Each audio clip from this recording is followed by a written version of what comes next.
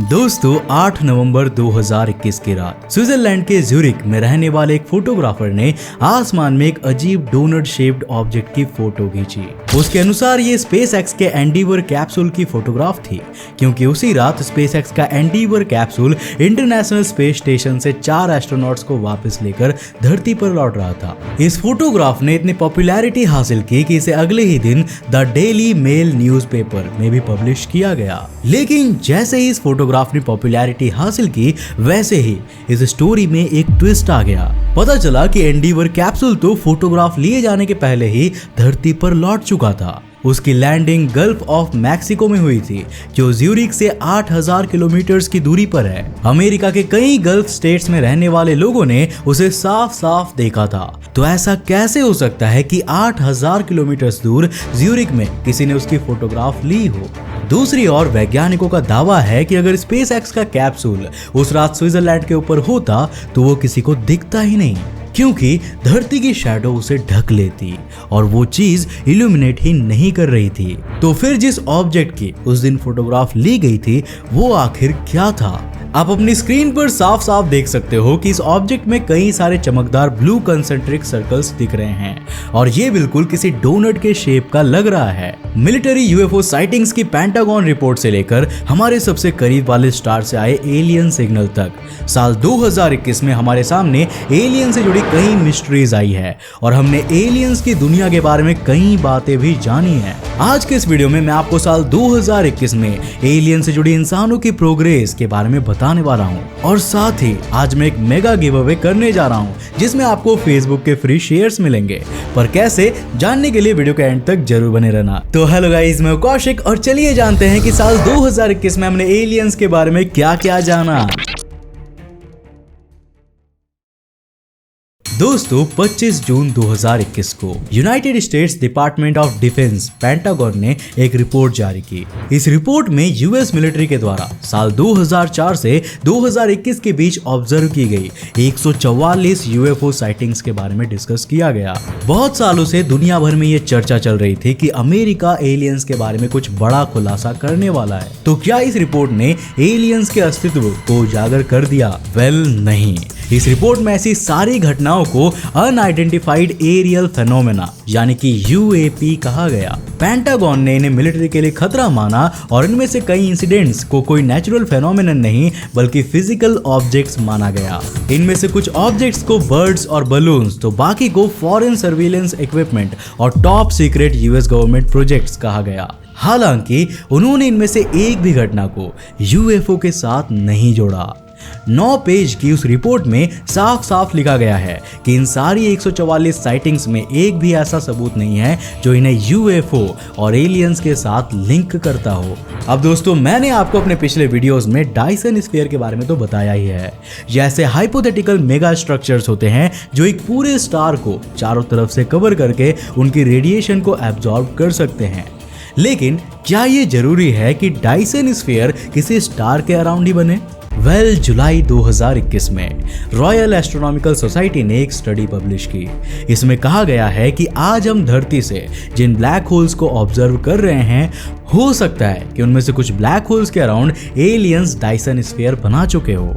एक black hole हमारे solar system के सूरज के कंपैरिजन में 1 लाख गुना से ज्यादा रेडिएशंस एमिट कर सकता है। मतलब ब्लैक होल के अंदर से नहीं बल्कि इसके एक्रीसेंट डिस्क से। तो अब सोचिए कि कोई एडवांस्ड एलियन सिविलाइजेशन किसी स्टार के अराउंड डायसन स्फीयर क्यों बनाएगी? वैज्ञानिकों के अनुसार हो सकता है कि फिलहाल हम इन ब्लैक होल से जो रेडिएशन रिसीव कर रहे हैं वो उस डायसन स्फीयर से री रेडिएट होकर निकली रेडिएशन हो। अब अगर ऐसा है तो उसकी वेवलेंथ का सिग्नेचर हमारे द्वारा रिसीव की जाने वाली दूसरी वेवलेंथ से थोड़ा अलग जरूर होना चाहिए। वैज्ञानिक इनके बीच फर्क समझने के लिए एक एल्गोरिदम पर काम कर रहे हैं और होपफुली आने वाले सालों में हम इन ब्लैक होल डायसन स्फीयर्स के बारे में डिटेल में जान पाएंगे। पर यार, एक बात तो मानना पड़ेगा ना, इंसानी सभ्यता दिन ब दिन कितनी एडवांस होती जा रही है। अब फेसबुक को ही देख लो, मेटावर्स बना दिया। कितना अमेजिंग और कूल है ना मेटावर्स। क्या आपको पता है कि इंडिया के कुछ लोग तो मेटावर्स में जाकर शादी भी कर रहे हैं। ऑल्सो सैमसंग जैसे कंपनीज मेटावर्स में अपने न्यू फोन्स लॉन्च करने वाली है। और केवल यही नहीं बल्कि काफी सारे लोग मेटावर्स में एक वर्चुअल लैंड का पीस भी खरीद सकते हैं। है ना अनबिलीवेबल? कितना आगे का सोचता है ये यूएस की फेसबुक, टेस्ला और अमेजॉन जैसी कंपनीज। तभी तो मैंने इन कंपनीज में इन्वेस्ट करना स्टार्ट कर दिया है। मैं इनके विजन में बिलीव करता हूं और आपको भी रेकमेंड करूंगा।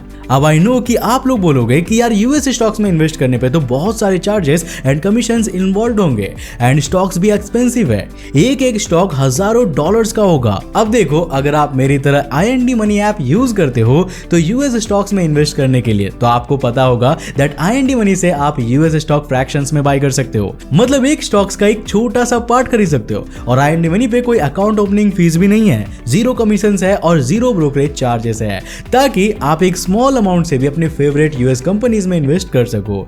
और तो और मैं आप सबको IND मनी के साथ मिलकर फेसबुक के शेयर्स बिल्कुल फ्री में दे रहा हूँ। जी हाँ, बस डिस्क्रिप्शन लिंक से IND मनी पर साइन अप करो और आपको फेसबुक के फ्री शेयर्स मिलेंगे रिवॉर्ड सेक्शन में। या फिर अगर आप प्ले स्टोर या ऐप स्टोर से IND मनी को इंस्टॉल करते हो तो बस AT फेसबुक हमारा कूपन कोड है, इसे साइन अप में डालो और आपको फेसबुक के शेयर्स बिल्कुल फ्री में मिलेंगे। ऑल्सो जब आप अपना US stock account first time fund करते हो तो आपको 10,000 रुपए तक का फ्री नेटफ्लिक्स स्टॉक मिल सकता है फर्स्ट फंडिंग पे। फर्स्ट फंडिंग पे 300 रुपए का तो नेटफ्लिक्स शेयर तो गारंटीड है, लेकिन अगर आप लकी हुए तो आपको 10,000 रुपए का फ्री स्टॉक मिल सकता है। सो देर मत करो, just click on the link in the description and download IND money, the super money app. अब दोस्तों, अगर आप ब्लैक होल डायसन स्फीयर के बारे में डिटेल में जानना चाहते हो तो हमें नीचे कमेंट करके जरूर बताना। डिमांड ज्यादा हुई तो मैं इस पर एक सेपरेट वीडियो जरूर लाऊंगा। अब दोस्तों, जब हम इंसान यूनिवर्स में किसी और जगह पर लाइफ की कंडीशंस खोज रहे होते हैं तो हम ठीक वैसी ही कंडीशंस की तलाश करते हैं जहां हम जिंदा रह सकते हैं। मतलब वहां के एटमॉस्फेयर में ऑक्सीजन की मात्रा हाई होनी चाहिए, वहां लिक्विड वाटर होना चाहिए, वहां का टेम्परेचर धरती की तरह नॉर्मल होना चाहिए और वो ग्रह अपने सूरज के हैबिटेबल जोन में होना चाहिए। लेकिन मैं अपने पिछले वीडियोस में भी आपको बता चुका हूं कि जरूरी नहीं कि हम इंसानों को जीने के लिए जिन कंडीशंस की नीड हो, एलियंस भी वैसी ही कंडीशन में रहते हो। साल 2021 में वैज्ञानिकों ने इस बात को भी रिकॉग्नाइज किया है। अगस्त 2021 में एस्ट्रोफिजिकल जर्नल की एक रिपोर्ट में कहा गया था कि हाइसियन प्लैनेट्स पर भी लाइफ हो सकती है। अब एक सेकेंड, ये हाइसियन प्लैनेट्स क्या होते हैं भाई? वेल, ये ऐसे प्लैनेट्स होते हैं जिनकी साइज हमारी धरती के कंपैरिजन में 2.5 टाइम्स ज्यादा तक हो सकती है।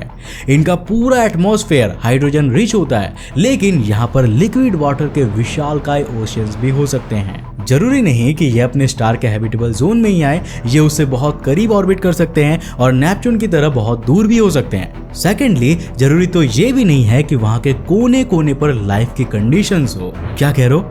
नहीं समझ आया? चलो मैं आपको और इजी तरीके से समझाता हूँ। अब मान लीजिए कि कोई एलियन सिविलाइजेशन धरती को अंटार्कटिका की तरफ से देखती है तो शायद उसे हमारा प्लैनेट प्लूटो की तरह बर्फ का गोला लगेगा। अगर वो धरती को पैसिफिक ओशियंस की साइड से देखेगा तो उन्हें धरती ग्लीज 1214b की तरह एक ओशियन वर्ल्ड लगेगा। और अगर वो डायरेक्ट सहारा डेजर्ट को देखे तो शायद वो धरती को मर्क्यूरी या वीनस समझ ले। इन सिंपल वर्ड्स, एक प्लैनेट पर हर जगह लाइफ की कंडीशंस नहीं हो सकती। वहां के कुछ पैचेस में लाइफ फॉर्म एग्जिस्ट कर सकती है और कई जगहों पर नहीं कर सकती।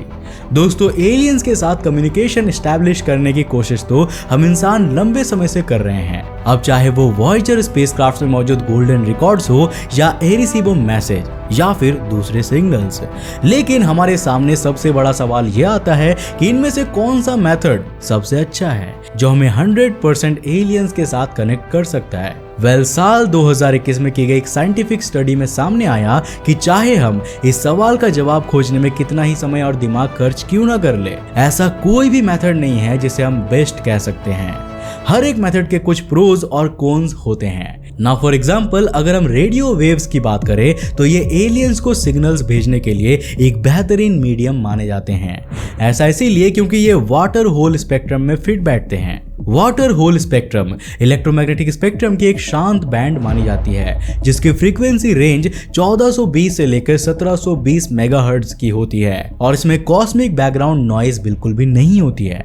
दूसरी तरफ रेडियो वेव्स डिस्टेंस के साथ ब्रॉड होती जाती है, मतलब अगर हम दूर अंतरिक्ष में इन्हें भेजते हैं तो एलियंस तक पहुंचने पर ये सिग्नल्स इतने वीक हो चुके होंगे कि शायद वो उन्हें समझ में ही ना आए। स्पेस क्राफ्ट्स भेजने पर हम उन एलियंस तक अपने बारे में काफी कुछ इंफॉर्मेशन को फिजिकल फॉर्म में भेज सकते हैं, पर इन्हें दूसरे सोलर सिस्टम तक पहुंचाने में लाखों सालों का समय लग जाएगा।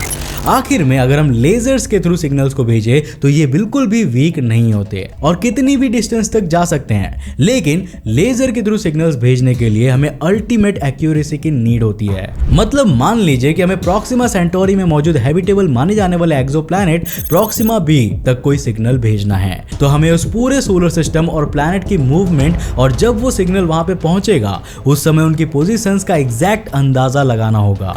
अगर हम ऐसा नहीं कर पाते तो वो सिग्नल उन तक कभी पहुंचेगा ही नहीं और हमारी कोशिशें बर्बाद हो जाएंगी। अब बात प्रॉक्सिमा सेंटोरी की चली रही है तो आपको बता दूं कि 29 अप्रैल 2019 में हमें एक रेडियो सिग्नल रिसीव हुआ था। यह सिग्नल बहुत ज्यादा नैरो बैंड का था और ऐसा लग रहा था मानो ये एलियंस के द्वारा भेजा गया हो। उस समय वैज्ञानिकों ने अंदाजा लगाया था कि हो सकता है कि ये प्रॉक्सिमा सेंटोरी में रहने वाले एलियंस ने धरती वासियों के लिए भेजा हो, पर अक्टूबर 2021 में आई एक रिपोर्ट में ये दावे खारिज कर दिए गए। वैज्ञानिकों ने पता लगाया कि ऐसे सिग्नल्स खराब हो चुके कंप्यूटर और सेल्यूलर डिवाइस के क्लॉक ऑसिलेटर से एमिट होते हैं और 2019 में हमें जो सिग्नल रिसीव हुआ था वो भी टेलीस्कोप के आसपास मौजूद किसी खराब कंप्यूटर या सेल्यूलर डिवाइस से निकल रहा था। अब ये एलियंस की हमारी खोज में कोई अच्छी खबर तो नहीं है, लेकिन एटलीस्ट अगली बार से हम आउटर स्पेस और धरती के सिग्नल्स में बेहतर तरीके से अंतर कर पाएंगे। आखिर में मैं आपको ल्यूसिड ड्रीमिंग के बारे में बताने वाला हूँ। ये एक ऐसी स्टेट होती है जिसमें कोई इंसान स्लीप और अवेयरनेस के बीच वाले स्टेज में होता है। वो सपना देख तो रहा होता है लेकिन वो अपने सपने में होने वाली चीजों को कंट्रोल कर पाता है। But wait a second, aliens और ल्यूसिड ड्रीमिंग का क्या कनेक्शन है? साल 2021 में रशिया के कुछ रिसर्चर्स ने स्टडी में पाया कि जब उन्होंने 152 ल्यूसिड ड्रीमर्स को यूएफओ और एलियन से जुड़े ड्रीम्स देखने को कहा तो उनके सपने भी ठीक एलियन अबडक्शन की घटनाओं की तरह थे। उन लोगों ने इन ड्रीम्स को बिल्कुल असल जिंदगी जैसा कहा। उन्हें लग रहा था जैसे कि एलियंस ने उन्हें सच में किडनैप कर लिया है। उनमें से 24% लोगों ने स्लीप पैरालिसिस को भी एक्सपीरियंस किया, यानी कि सपने में वो अपनी बॉडी को मूव नहीं कर पा रहे थे और उन्हें ऐसा लग रहा था मानो कोई उन्हें मूव करने से रोक रहा हो। वो लोग ल्यूसिड ड्रीम्स के स्टेट में काफी डरे हुए भी थे। तो क्या ऐसा हो सकता है कि जो लोग एलियन अबडक्शन के दावे करते हैं वो असल में ल्यूसिड ड्रीमिंग कर रहे हों? अब अगर हम एलियन अबडक्शन केस की हिस्ट्री को भी देखें तो इसके रूट्स 19th सेंचुरी से स्टार्ट होते हैं। किडनैपिंग्स, अबडक्शंस, एलियंस और एक्स्ट्रा टेरेस्ट्रियल बीइंग्स की कहानियां भी लगभग इसी समय दुनिया में कॉमन हुई थी। लोगों ने जो देखा और सुना वो उन्हीं चीजों को सपनों में देखने लगे। सपनों में उनकी इमेजिनेशन रियलिटी के करीब पहुंच गई और उन्हें ऐसा लगा मानो उन्होंने सच में एलियन से मुलाकात की हो।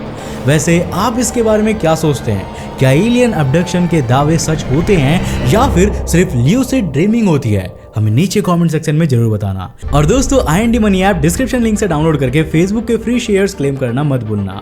Remember the code ATFacebook।